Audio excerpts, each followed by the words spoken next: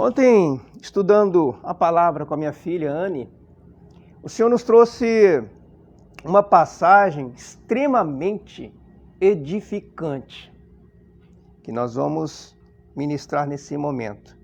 Está no livro de Apocalipse, no capítulo 21, Apocalipse, revelação.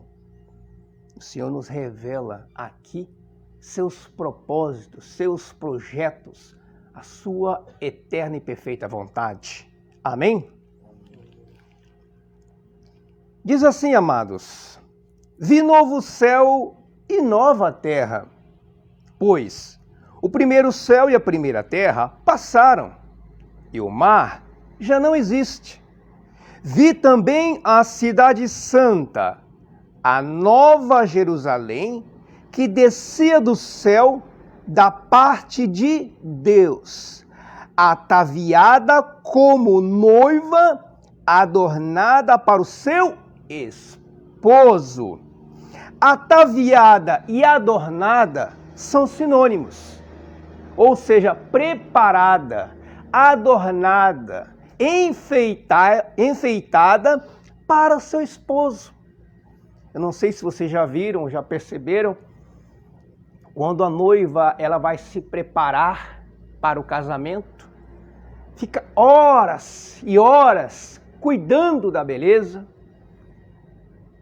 em alguns casos até dias se preparando, espiritual e fisicamente, externamente, nas vestes, em tudo, se preparando para aquele dia tão memorável, aquele dia tão especial. Então, assim, descia do céu da parte de Deus, ataviada como noiva adornada para o seu esposo, a cidade santa, a nova Jerusalém. Amém? Então ouvi grande voz vinda do trono dizendo: eis o tabernáculo de Deus com os homens. Tabernáculo, literalmente ao pé da letra, é tenda, uma barraca, onde se encontrava a Arca da Aliança. A Arca da Aliança, ela estava onde estava a presença de Deus.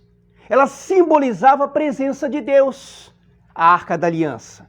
Dentro da Arca da Aliança continha a vara de Arão que floresceu, o maná que veio do céu e as tábuas da lei. Tudo isso já apontava para o Senhor Jesus Cristo. Então, eis o tabernáculo de Deus com os homens. Deus habitará com eles. Eles serão povos de Deus. E Deus mesmo estará com eles. E lhes enxugará dos olhos toda lágrima. E a morte já não existirá. Já não haverá luto, nem pranto, nem dor, porque as primeiras coisas passaram. Eu pergunto para os irmãos, será que existe luto nos dias de hoje? Existe dor? Existe tristeza, decepção? Frustração existe? Existe lágrima? Sofrimento? Muito. Existe. Mas a Bíblia nos diz que existe um lugar onde não vai haver tudo isso. Vai ser um lugar de paz, de eterno consolo, onde o Senhor estará como a própria luz do dia, como o sol, que iluminará este lugar. Eu penso comigo, amados irmãos, que se o céu fosse aqui, se aqui fosse tudo bom, tudo maravilhoso, tudo dando certo, ninguém ia querer buscar o reino de Deus. Porque às vezes a pessoa ela quer viver o céu aqui na terra. Isso não existe. Aqui na terra nós vamos ter morte, pranto, dor, decepção, calúnia, mentira, traição, É isso que nós temos aqui na terra. Agora, qual é o diferencial do cristão? É porque o cristão, diante das mesmas circunstâncias, passa o cristão e passa o não cristão. O cristão é aquele que segue a Cristo, seguidor de Cristo, discípulo de Cristo. Acontece as mesmas intempéries, os mesmos problemas para ambos, para o cristão e o não cristão, para o crente e para o incrédulo. Qual a diferença? A fé do cristão o mantém inabalável, focando no reino de Deus. Enquanto que o incrédulo, ele não tem onde se apegar. Sabe por quê?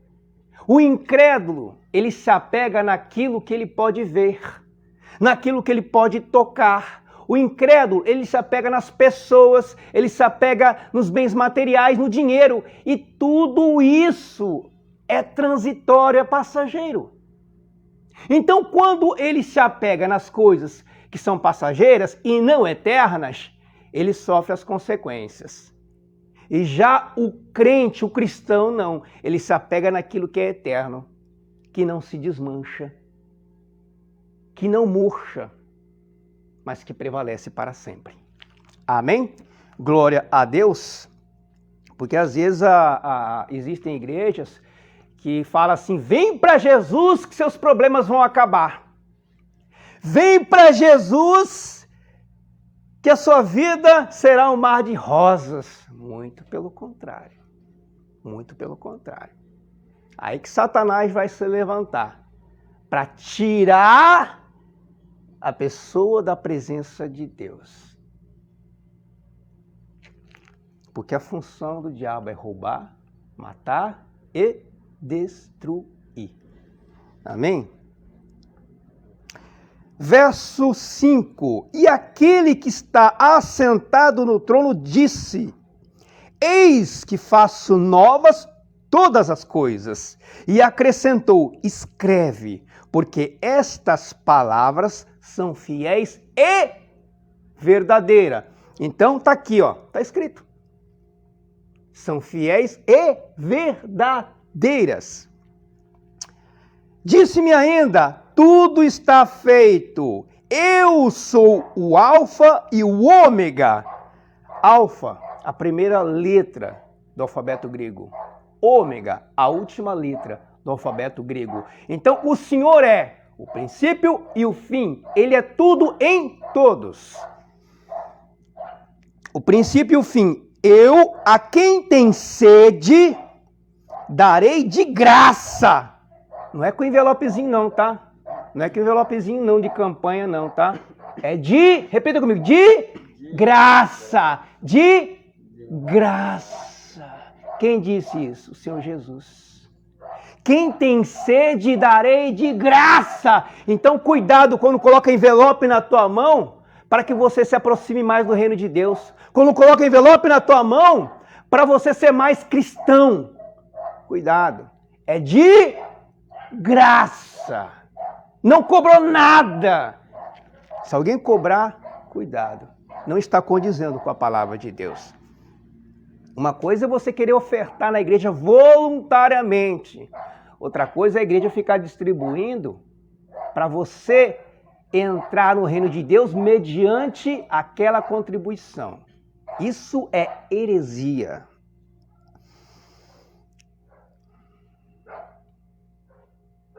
Vamos repetir os 6. Disse-me ainda, tudo está feito, eu sou o Alfa e o Ômega, o princípio e o fim. Eu, a quem tem sede. Você tem sede? Você tem sede? Você tem sede? Tem sede? Eu também tenho sede. Você tem sede? Amém. Então aqui diz assim para quem tem sede, darei de graça da fonte da água da vida. A água da vida, ela jorra eternamente. Ela não jorra enquanto não existe seca. Então ela jorra eternamente, independente das circunstâncias.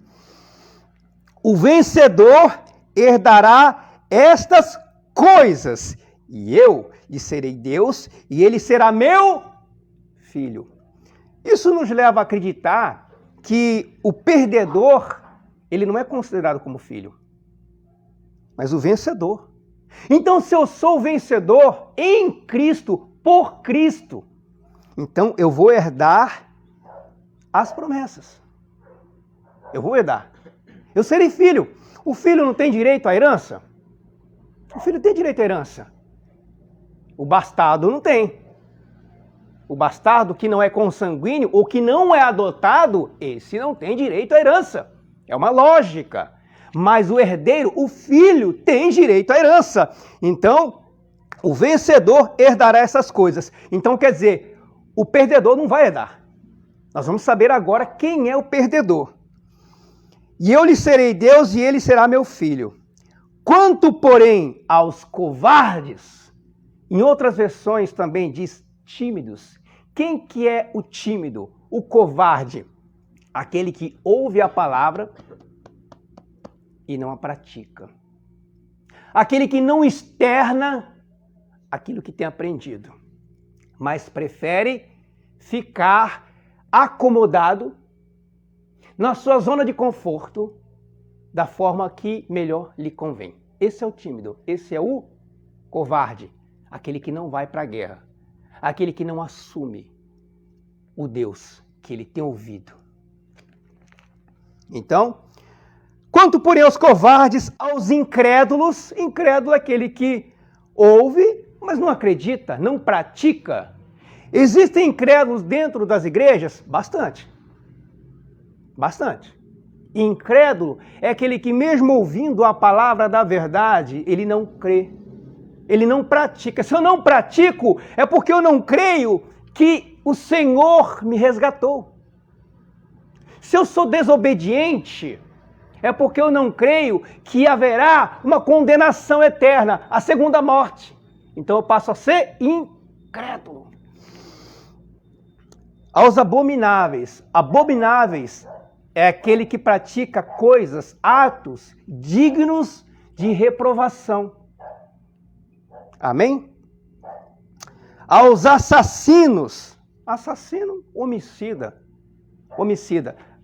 É interessante que a Bíblia diz que aquele que odeia seu irmão é assassino.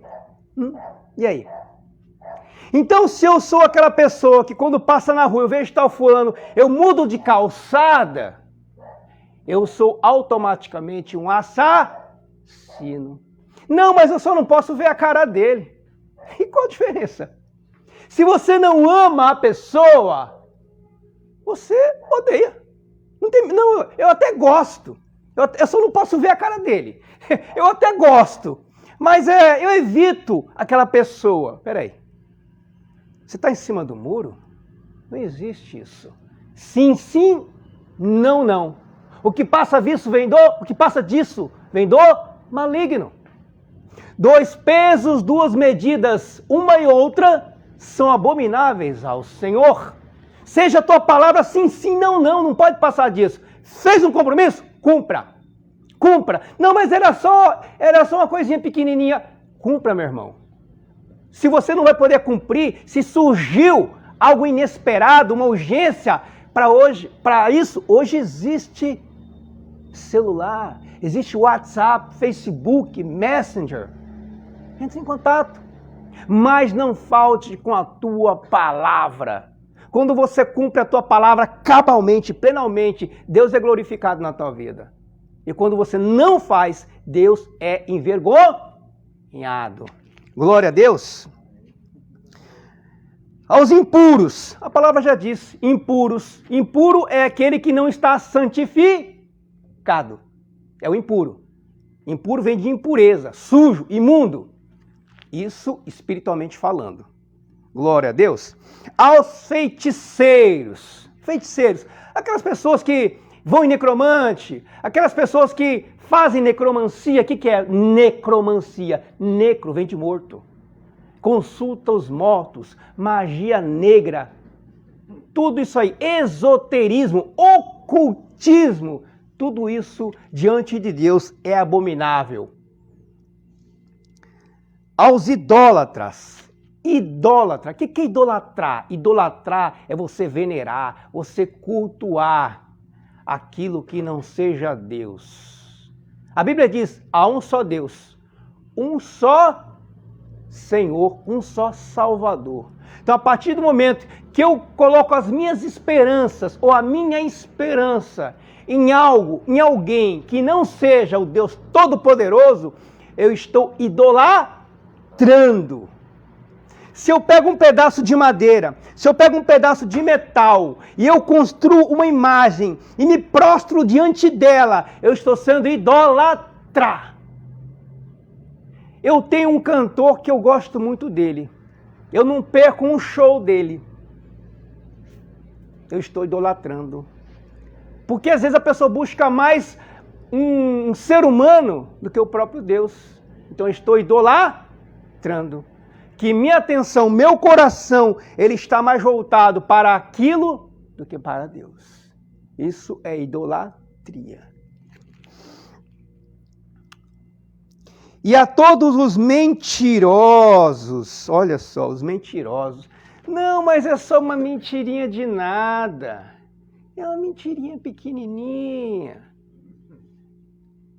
O diabo, ele só precisa de uma brecha. Uma brecha. Para ele poder entrar e concluir os seus planos de morte. Só isso aqui, ó. Uma brechinha. Nada mais. Amém? Amém. Glória a Deus. Quem está com sono, diga amém. Amém. Agora é hora da palavra. Fica esperto, meu irmão. Olha aqui. E aos mentirosos, a parte que lhes cabe, olha só a parte dos mentirosos, dos idólatras, dos covardes, dos imundos, olha só a parte deles. A parte que lhes cabe será no lago que arde com fogo e enxofre, a saber, a segunda morte. A primeira morte é quando a nossa carne, ela deixa de existir. Digamos que o Gabriel veio a óbito. A primeira morte já foi. A segunda morte é a que arde com a segunda morte é o lago que arde com fogo e enxofre, onde serão lançados o falso profeta, onde será lançado a besta, Satanás e seus anjos. Amém? Então, mas espera aí, segunda morte, mas a Bíblia diz que a nossa alma, ela não morre. Verdade. A nossa alma é eterna. Mas por que fala da segunda morte? Se a nossa alma ela é eterna? É muito simples. Jesus ele disse em João 14,6: Eu sou o caminho e a verdade e a vida. Repitam comigo. A vida. A vida. Então, se eu não tenho Jesus, porque Jesus não vai estar no lago de fogo e enxofre.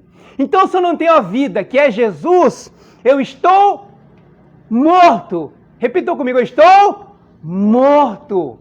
Por isso a segunda morte.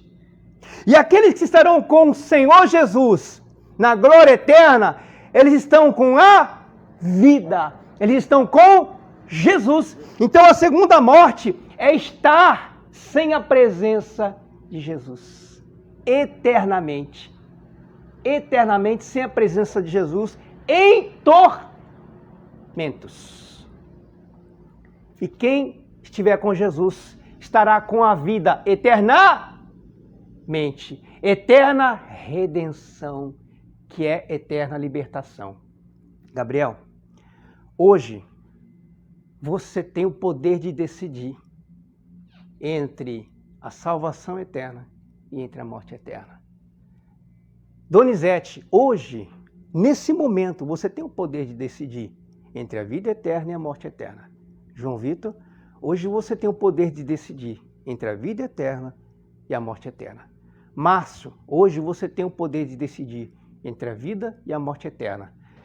Você, meu irmão e minha irmã que participa conosco, hoje você tem o poder de decidir entre a vida eterna e a morte eterna. Nós temos o arbítrio. O que é arbítrio? Vontade. Então nós podemos decidir estar na vida eterna ou na morte eterna. E lembrando que a morte eterna, ela não dura só 1000 anos. Ela não dura só 1 milhão de anos. Ela é eterna. Amém? Glória a Deus. Vamos orar.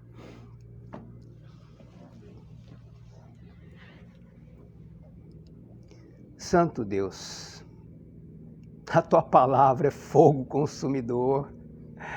A tua palavra esmiuça a penha. A tua palavra traz à existência aquilo que não existe.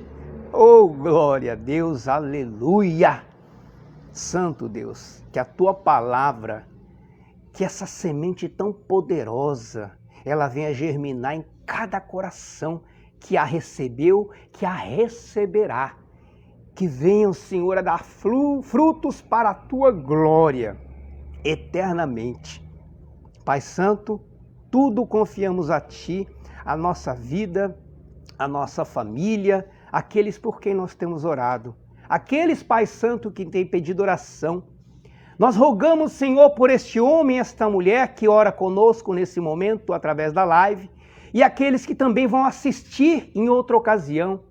Nós rogamos, Senhor Jesus, pela vida da irmã Raimunda, mãe da missionária Márcia, que está, meu Deus, num leito, correndo risco de morte.